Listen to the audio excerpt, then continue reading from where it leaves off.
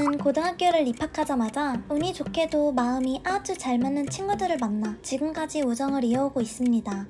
한 명이 더 있긴 했어요. 저희는 학창시절에 말도 잘 통하고 웃음 코드도 잘 맞아서 별 탈 없이 즐거운 학기를 보내고 있었죠. 그러나 어느 순간부터 은근히 눈에 거슬리는 행동을 하는 친구가 있었어요. 바로 미선입니다. 항상 학교 야자 시간에 다 같이 저녁을 먹었는데요. 다인분 메뉴를 무척 자주 먹었죠. 특히 엽떡. 그 당시 엄청 붐이었거든요. 모두 용돈을 현금으로 받는 친구들이라 현금 더치페이를 했었는데 동전을 낱개까지 나누기가 애매해서 항상 500원 단위로 끊어서 계산을 했어요. 하지만 미선이는 무조건 자리에서 가장 늦게 일어나서 계산을 했습니다. 왜냐고요? 그렇게 하면 앞에서부터 반올림해서 계산하기 때문에 마지막은 가장 적은 금액을 계산하게 되거든요. 얄미웠지만 큰 금액 차이도 아니고 괜히 서운해할까 냅뒀는데 정도가 점점 심해지는 거예요. 계산 문제뿐만 아니라 매점에서도 돈을 안 가져왔다고 이따가 준다고 돈을 빌려가 놓고 계속해서 좀 이따 줄게, 좀 이따 줄게 하다가 더 얘기 꺼내기도 싫어서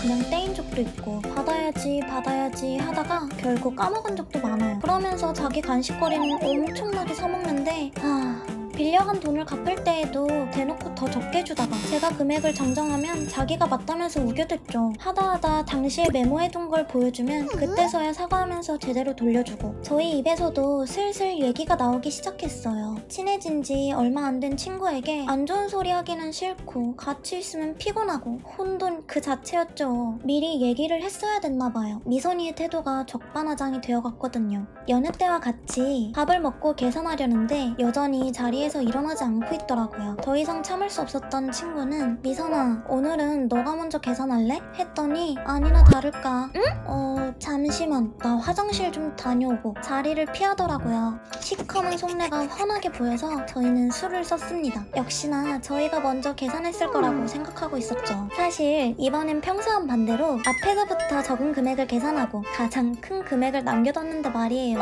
자기가 별 수 있겠어요? 아주 떨떠름한 표정으로 계산을 마쳤습니다. 그런데 가게에서 나와 학교로 돌아가는 길에 너네 진짜 너무한 거 아니야? 뭐? 왜 그동안이랑 다르게 계산한 거야? 일부러 나 연맥이니? 어이가 완전 폭발했죠. 미선아, 너 항상 돈 적게 내려고 마지막에 계산하는 거 그동안 우리가 모른 척 해준 거 몰라? 더치페이에서 너가 돈 더 낸 것도 이번 처음이잖아. 저희는 묵혀뒀던 마음을 얘기했고 미선이는 그런 적 없는데? 그렇다 쳐도 너 그거 얼마나 한다고 그래? 얼마나 차이 난다고? 그래서 그게 지금까지 그렇게 아까웠니? 쪼잔해서 못 놀겠네 진짜. 돈에 무슨 거지야? 그 말을 들은 순간 그동안 참아왔던 기억들이 회상되면서 얘랑 도대체 왜 친구가 됐을까 5만 가지 생각이 다 들더라고요. 다른 친구들도 미선이의 이기적인 태도에 저와 같은 생각을 하고 있는 듯 보였어요. 너야말로 오늘 1,000원 더 낸 게 아까워서 친구들 보고 그런 말 하는 거지? 뭐? 못 놀아? 놀지 마. 우리도 진작에 너한테 질렸어. 그리고 우리가 봤을 때 거지는 너야. 거머리. 더 이상의 자비는 없었어요. 그 자리에서 바로 절교 선언을 했습니다. 미선이의 자존심은 어디까지인지.